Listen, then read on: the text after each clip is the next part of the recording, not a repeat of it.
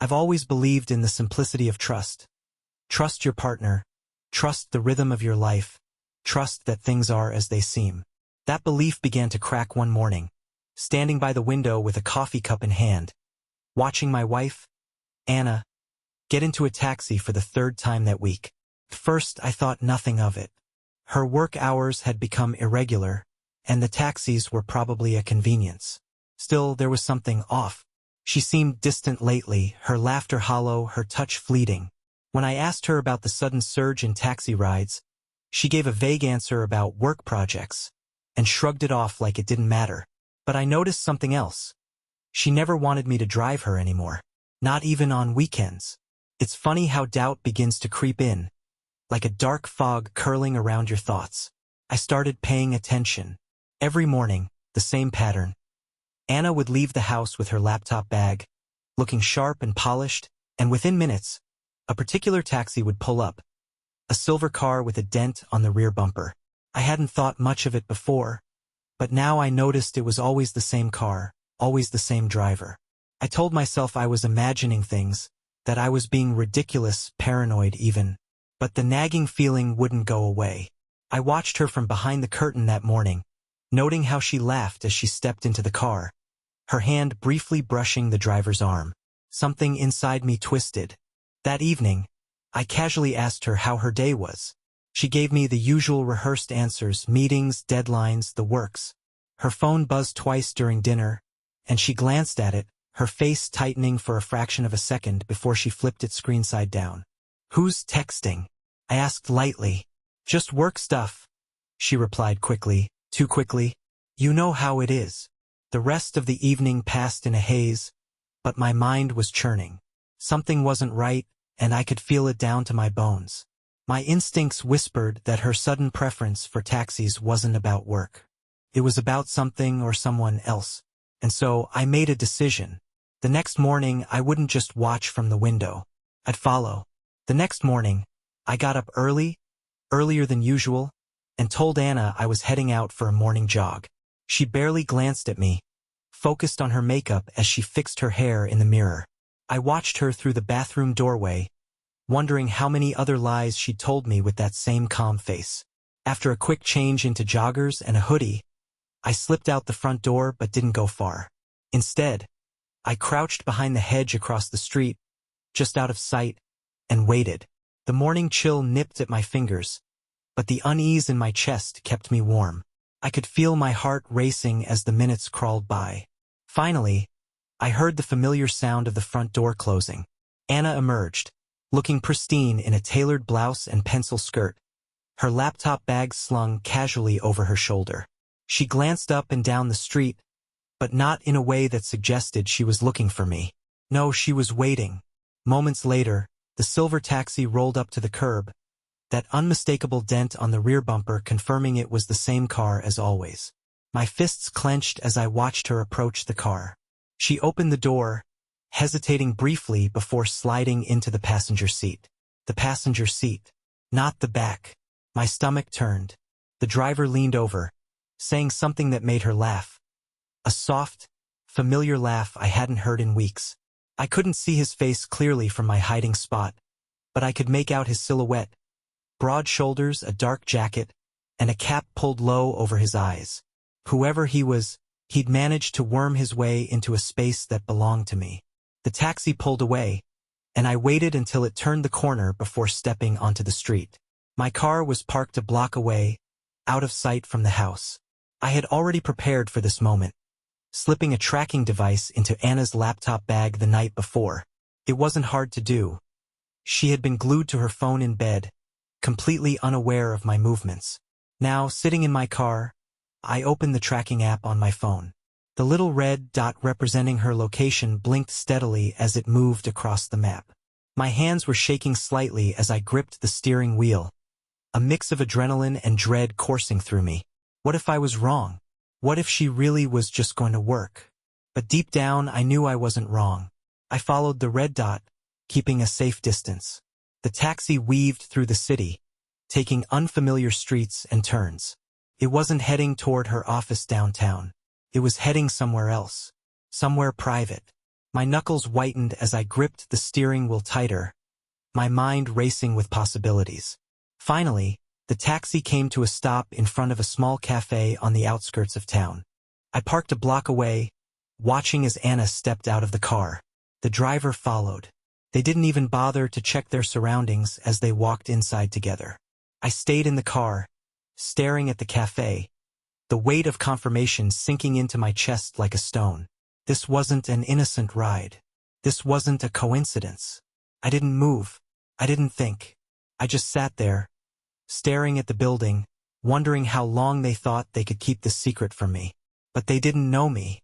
They didn't know what I was capable of. And they were about to find out. I waited in the car for over an hour, my eyes glued to the cafe's entrance.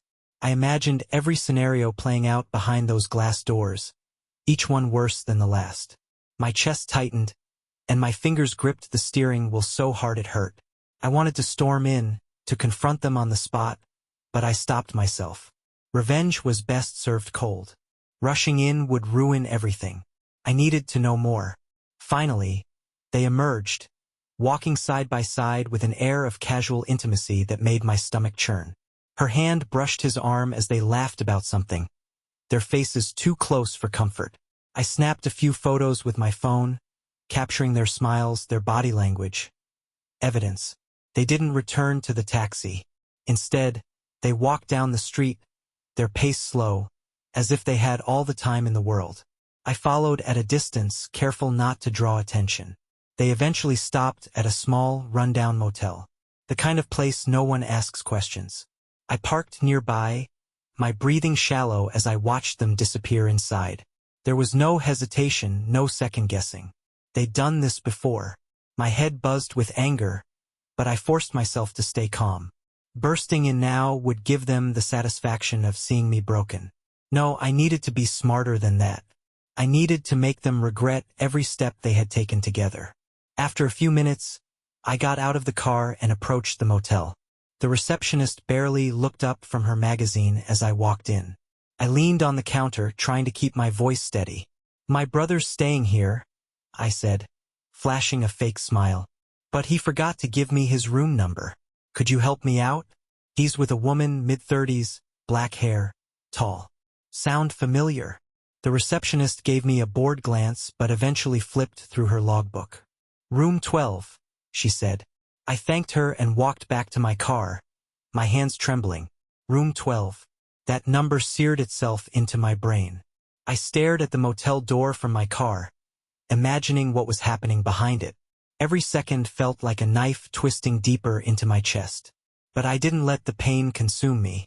Instead, I started planning. This wasn't going to be a confrontation. This was going to be a reckoning. When they left the motel an hour later, I didn't follow. I didn't need to. I had enough. Enough to destroy them both. As the taxi drove away, my lips curled into a bitter smile. They thought they were clever, sneaking around behind my back. But they had no idea what was coming. This wasn't just about betrayal anymore. It was about justice. And I was going to deliver it. I didn't sleep that night. How could I? The images of Anna walking into that motel with the driver burned into my mind. Every time I closed my eyes, I saw them, laughing, touching, betraying me. The anger was suffocating, but I knew better than to let it cloud my judgment. If I was going to do this, I had to be meticulous, precise. The next morning, I went through Anna's phone while she was in the shower. She had grown careless, leaving it unlocked on the nightstand. It only took a few swipes to confirm what I already knew. There were messages between her and the driver, hidden in a folder disguised as work notes. Their conversations were nauseating. Pet names, flirtations, plans for their next rendezvous. One message stood out. "I can't wait to see you again. Yesterday was perfect. Same time next week." Next week. Perfect. That gave me time to prepare. I copied every message, every incriminating detail, and sent it to my own email. Proof was power, and I needed all of it. But this wasn't going to be a simple confrontation. No, they didn't deserve that. They deserved something much worse. Anna came out of the shower, toweling her hair as she greeted me with a smile that now felt like a slap to the face. "Morning," she said, her tone light and casual, as if nothing was wrong. I forced a smile back. "Morning. You look great today." She beamed, oblivious to the storm brewing beneath my calm exterior. Over the next few days, I played my part perfectly. Loving husband, doting partner, supportive and attentive. She had no idea that I was unraveling every thread of her secret life, piece by piece. I learned everything I could about the taxi driver. His name was Oleg. He was in his mid-30s, single, and ran his own small taxi business. He had a predictable routine, driving the same routes every day, picking up regulars like Anna. He lived alone in a dingy apartment on the edge of town. I even booked a few rides with him, using a different phone number and posing as a new customer. It was almost too easy. He was talkative, boasting about how he loved meeting interesting people through his work. His arrogance made my skin crawl, but I kept my composure.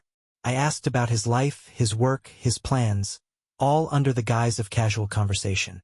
By the end of the week, I had everything I needed: his schedule, his habits, his weaknesses. And then I started setting the trap. The first step was to isolate Anna. I knew she'd planned to meet Oleg again at the same motel.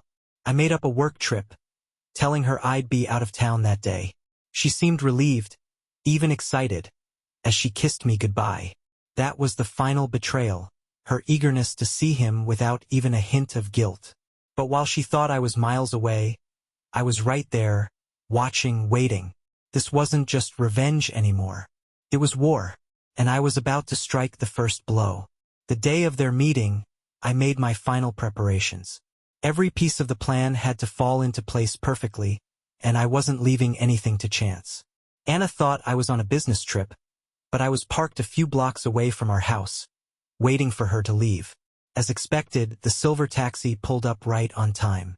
I watched through binoculars as Anna stepped out of the house, her smile bright, her posture light. She climbed into the passenger seat, greeting Oleg with that same laugh that had once been meant for me. My jaw tightened, but I forced myself to stay calm. This wasn't the moment to lose control. I followed them at a distance as they made their way to the same motel, the one I now thought of as their place. My pulse quickened as they parked, got out of the car, and disappeared inside. This time, I didn't need to follow them in. I already knew what would happen behind those closed doors. Instead, I focused on the next phase of my plan. I waited until the coast was clear, then approached the motel. The receptionist barely looked up as I walked in, but I wasn't interested in her this time. I had come prepared with a small device, a discreet, high-quality camera hidden inside a pen. I placed it strategically in the hallway near room 12, angled perfectly to capture their exit. After setting the camera, I walked back to my car and waited.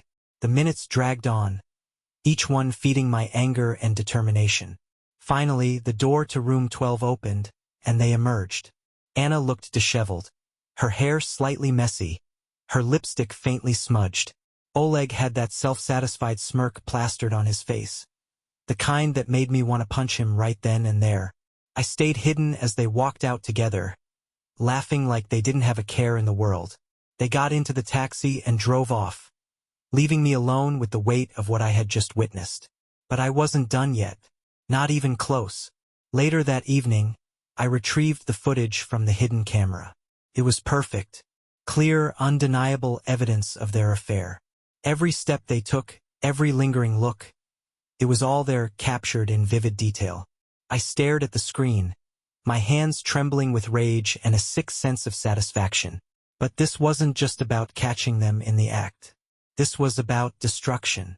The next step was to ensure they couldn't deny what they'd done. I compiled the footage, the messages, the photos, every piece of evidence I had, and created a package. It wasn't for Anna. Not yet.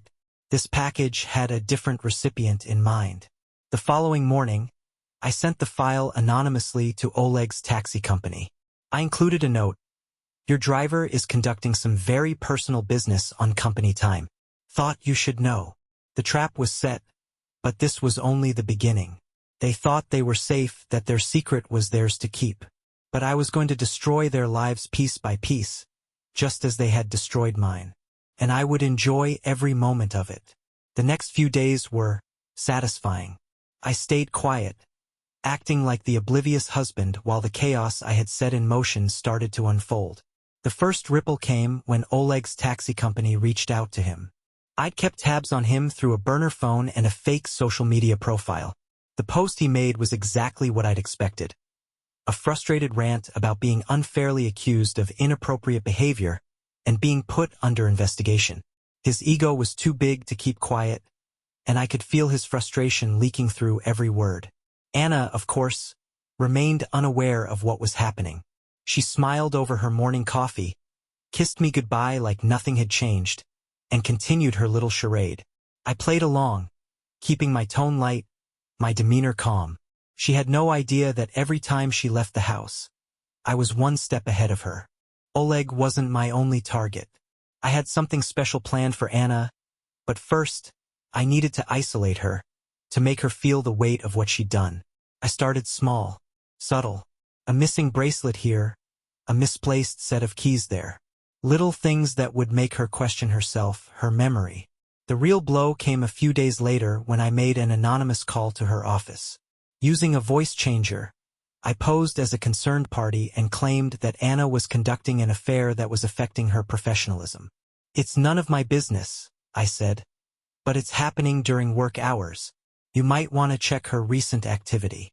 I knew her company had strict policies against personal distractions during work hours, and it wasn't long before she started coming home stressed. "Work's been insane lately," she said one night, her smile forced, her eyes darting nervously. "Oh," I asked, feigning concern.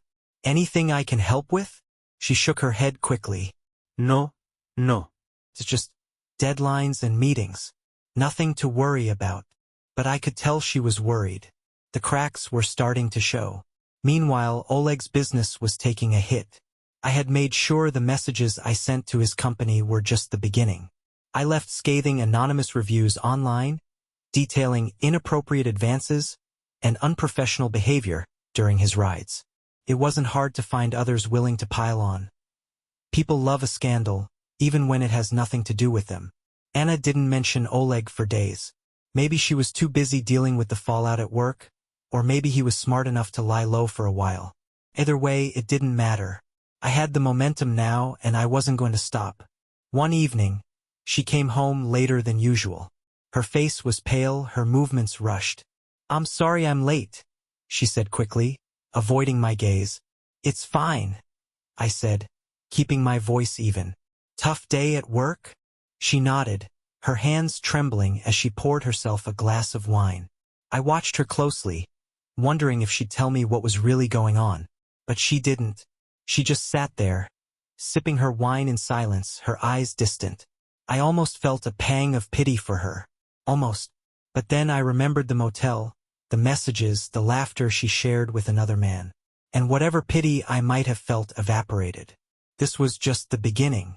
The cracks were forming, and soon, everything would shatter. They thought they could break me. They had no idea I was the one holding the hammer. The dominoes were starting to fall, and I watched it all from the sidelines, savoring every moment. Oleg's taxi company had suspended him indefinitely.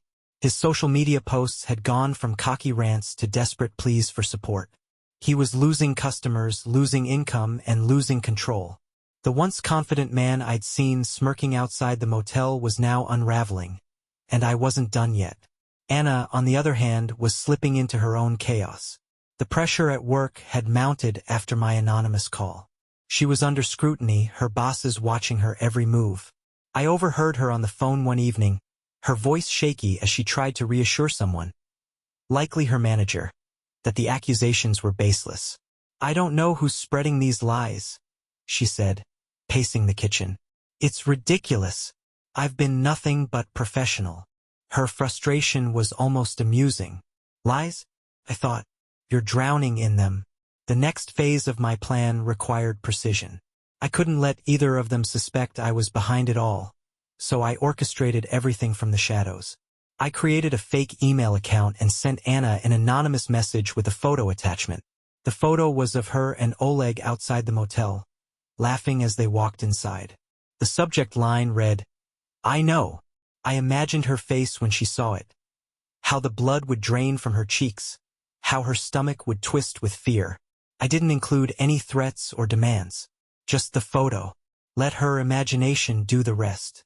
That evening, she was quieter than usual. She barely touched her dinner, her eyes darting to her phone every few seconds. When I asked if everything was okay, she forced a smile and said, "Just a long day at work, liar." Meanwhile, Oleg was dealing with his own share of surprises. I sent the same photo to him, along with a message, "Stay away from her. This is your only warning." I knew he'd panic.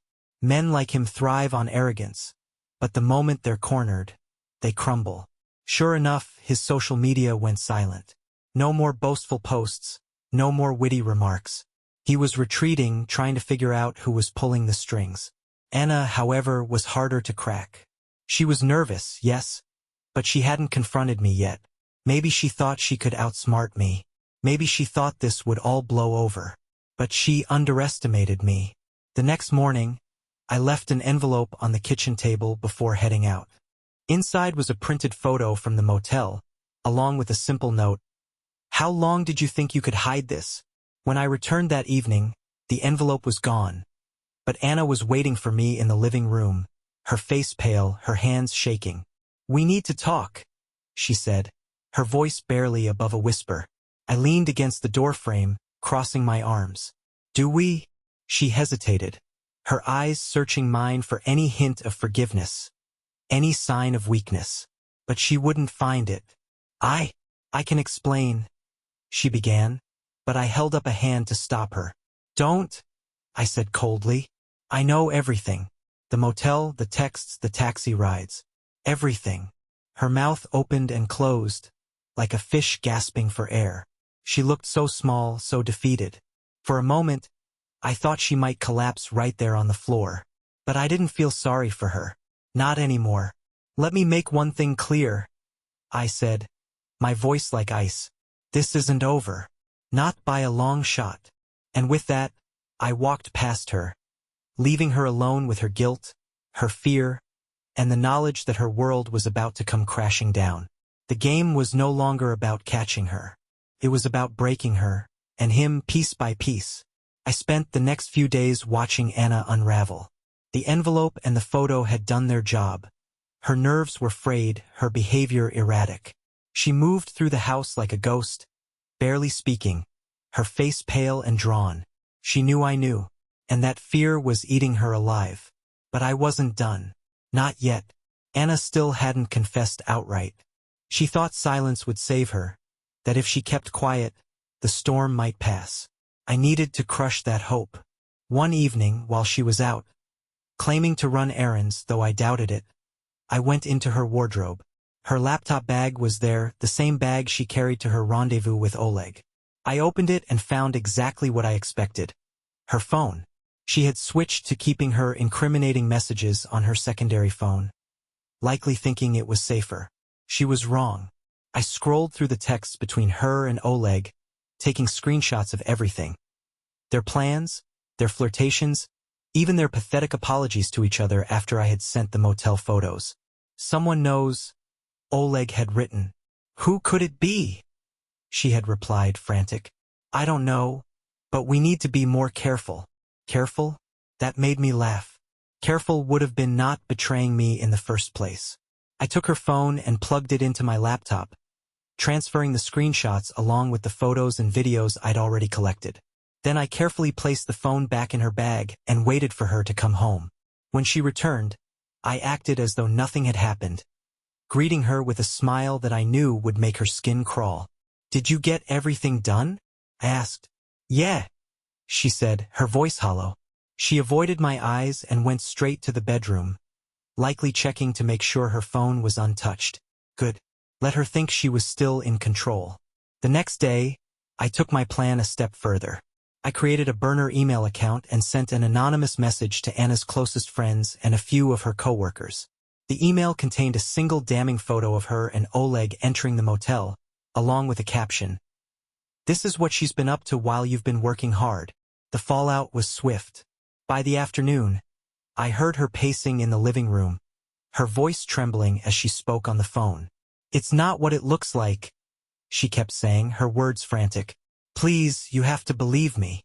But I knew they wouldn't. The evidence was too clear, too undeniable. By the time she confronted me that evening, she was on the verge of breaking. Her face was pale, her eyes rimmed red. Did you do this?" she stammered, holding her phone out with trembling hands, the email open on the screen. I looked at her calmly, my face a mask of indifference. "Do what?" "This?" she shouted, her voice cracking. "The photos, the emails.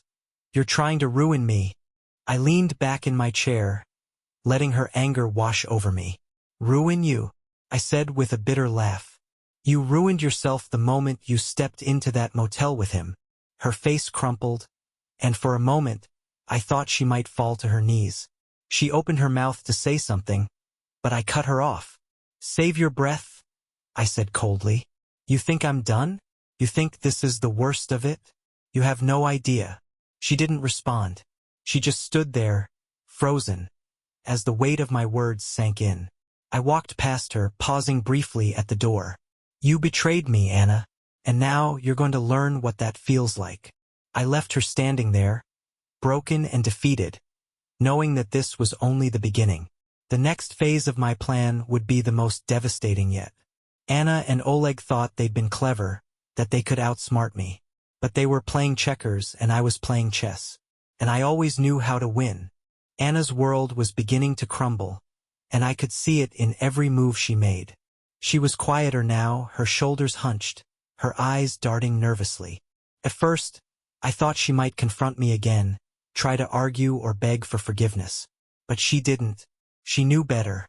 Her friends had started to distance themselves. The whispers at her office grew louder. I could see the exhaustion on her face every night as she tried to act like nothing was wrong. But her walls were closing in, and she had no way out. Oleg, on the other hand, had completely fallen off the grid. His social media was deactivated, and his phone went straight to voicemail when I tried to call him from the burner number. He was in hiding, licking his wounds, but he wouldn't stay there forever. I decided it was time to push things further.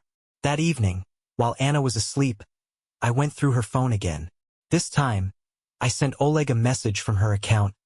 "I need to see you. Tomorrow. Same motel. Please." It was simple, vague, but enough to bait him.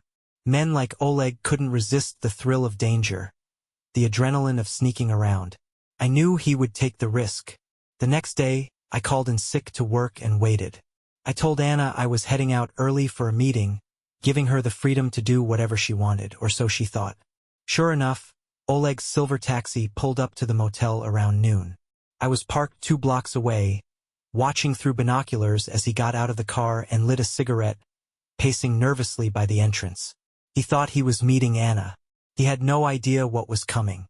I waited until he went inside before I made my move. Parking my car a few streets away, I approached the motel on foot, a black duffel bag slung over my shoulder. Inside the bag was everything I needed for the next phase of my plan. At the front desk, I slipped the receptionist a crisp bill. "Room 12, I said, my tone cold. "I won't be long." She hesitated, but the money was enough to silence her questions. She handed me the spare key without a word. As I climbed the stairs to room 12, my pulse quickened. This wasn't just about revenge anymore, it was about control. About making them understand the pain they had caused. I reached the door, sliding the key into the lock as quietly as possible. When I stepped inside, Oleg was sitting on the edge of the bed, scrolling through his phone. He looked up, startled. "Who?" I didn't let him finish. In one swift motion, I swung the door shut behind me and locked it. "You're not who you were expecting, are you?" I said, my voice low and steady.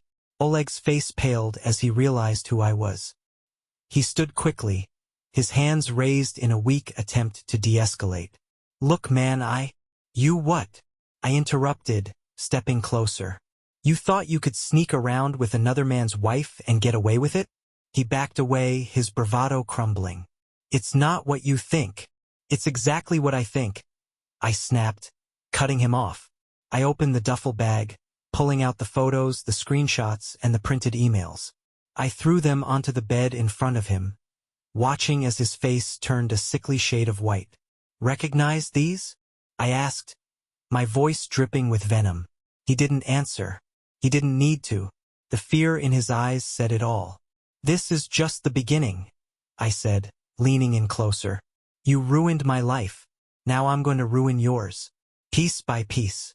Oleg stammered, trying to form a coherent sentence, but I didn't give him the chance. I turned and walked out of the room, leaving him alone with the evidence of his betrayal. As I stepped back into the sunlight, I felt a strange sense of satisfaction. Oleg was broken, Anna was unraveling, and my plan was only halfway complete. The final phase would be the most brutal of all. They thought they'd seen the worst of me. They had no idea. Oleg didn't leave the motel for hours. I knew because I waited, parked down the street, watching the entrance like a predator stalking its prey. When he finally emerged, he looked different. His swagger was gone, his head hung low, and his shoulders slumped. He climbed into his silver taxi, the same car he used to pick up my wife, and drove away without even lighting his usual cigarette. But my focus was no longer on Oleg. It was on Anna. I knew her office was holding a quarterly team meeting that afternoon, one of those formal gatherings where everyone dressed sharply and the CEO gave speeches. It was the perfect stage for what I had planned next. I spent the morning crafting an email, attaching everything I had. Photos of Anna and Oleg at the motel, screenshots of their conversations, and a timeline of their meetings, all carefully documented. The email was addressed to everyone in her office, her coworkers, her manager, and even the HR department. The subject line? What your star employee does during work hours. I scheduled it to send 5 minutes into the meeting. By then, Anna would be seated, surrounded by her colleagues, completely unaware of what was coming. At exactly 2:05 p.m., I hit send. I couldn't be there to witness it in person, but I imagined the chaos as her colleagues' phones and laptops began buzzing with notifications. The room would fall silent as they opened the email, their faces shifting from confusion to shock. Whispers would spread like wildfire, and Anna would feel the weight of 1,000 stares. When she came home that evening, she looked like she'd been dragged through hell. Her makeup was smeared, her hair a mess, and her eyes red and swollen. She didn't say a word to me, just dropped her bag by the door and collapsed onto the couch. I sat across from her, pretending to read a book, the silence between us heavy. Finally, she spoke, her voice barely a whisper. "Why are you doing this?" she asked, her words trembling. I set the book down and leaned forward, my eyes locking onto hers. "Because you destroyed everything," I said coldly. "And now, I'm returning the favor." Her lip quivered, and for a moment, I thought she might try to defend herself, to fight back. But she didn't. She just sat there, broken and defeated. "You don't understand," she whispered. It wasn't supposed to happen like this." I laughed bitterly. "You're right. It wasn't supposed to happen at all." She didn't respond. She just sat there in silence, her shoulders shaking as tears began to fall. I watched her, my own emotions a strange mix of satisfaction and emptiness. This was what I wanted, wasn't it? To see her crumble, to feel the pain she had inflicted on me. So why did it feel so hollow? I stood up and walked to the kitchen, leaving her alone in the living room. The sound of her quiet sobs followed me, but I didn't look back. There was still one final piece of the puzzle left to play, and I wasn't going to stop until both Anna and Oleg had paid the full price for their betrayal. The public humiliation was just the beginning. What came next would ensure they never forgot the cost of their actions. The next morning, Anna's world was on fire. Her phone buzzed constantly, calls from coworkers, texts from friends, and emails demanding explanations.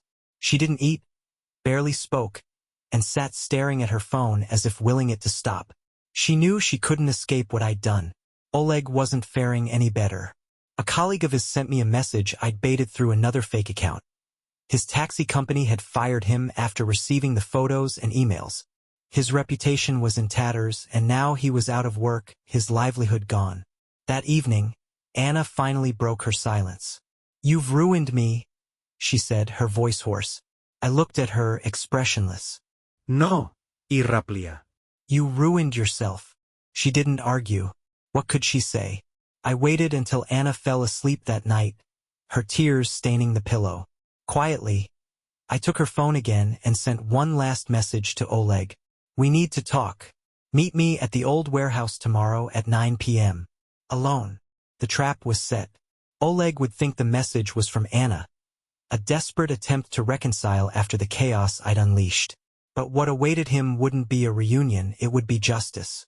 By the time Anna woke up the next morning, I had already erased the message from her phone. She wouldn't know what was coming. Neither would he.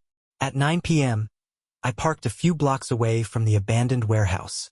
The place was dark, desolate, a perfect stage for what I had planned. I spotted Oleg's car as he arrived, the silver taxi unmistakable even in the dim light. He stepped out, looking around nervously, his phone clutched in his hand. I approached him from the shadows, my footsteps deliberate. The moment he saw me, his face drained of color. What are you doing here?" he stammered, backing away. "This is where it ends, Oleg," I said coldly, stepping closer. "You thought you could sneak into my life, destroy everything, and walk away?" He tried to explain, to plead, but I wasn't listening. I pulled out the envelope I'd prepared, filled with copies of every humiliating piece of evidence I'd gathered, and threw it at his feet. "This is your legacy," I said. "This is who you are now." Oleg was shaking, his bravado gone. He looked down at the papers, then back at me, realizing there was no escape. Oleg fell to his knees, rifling through the envelope, his trembling hands pulling out the damning photos, messages, and emails. His breathing grew shallow, panic flooding his face as the weight of his ruined life sank in. "You destroyed everything I built," I said, my voice low and cold. "My marriage, my trust, my peace. Now you'll know what it feels like to have everything ripped away." "Please," he begged, his voice cracking. I didn't mean." "Shut up." I cut him off, stepping closer. "You knew exactly what you were doing." He flinched as I crouched down, leaning inches from his face. "This is just the start. You'll never rebuild, Oleg. Everywhere you go, people will know what you are. A pathetic, disgusting man." I stood, leaving him sobbing on the cold ground, broken and defeated. I walked back to my car, feeling the weight of finality settle over me. One down, one to go. The next morning, I executed the last phase of my plan. Anna was still in bed, barely functioning after the fallout at work and the relentless judgment from her friends and colleagues. She didn't notice as I packed a suitcase with my essentials. I left a neatly folded envelope on the dining table. Inside was a letter and a copy of the same evidence I had given Oleg. The letter was simple. "Anna, you destroyed everything we built together. There's no coming back from this. I filed for divorce, and I've made sure the settlement reflects the respect you showed me. Don't bother contacting me, you've done enough. Consider this my goodbye." By the time she woke up, I was gone. I didn't answer her calls, didn't reply to her frantic messages. She was left with the same emptiness she had given me. Alone, broken, and fully aware of the consequences of her betrayal. As I drove away from the life we once shared, I felt a strange mix of emotions. Satisfaction, yes, but also a profound emptiness. I had won the game, but the cost of victory was steep. Some scars never fade, but at least now they weren't just mine to bear.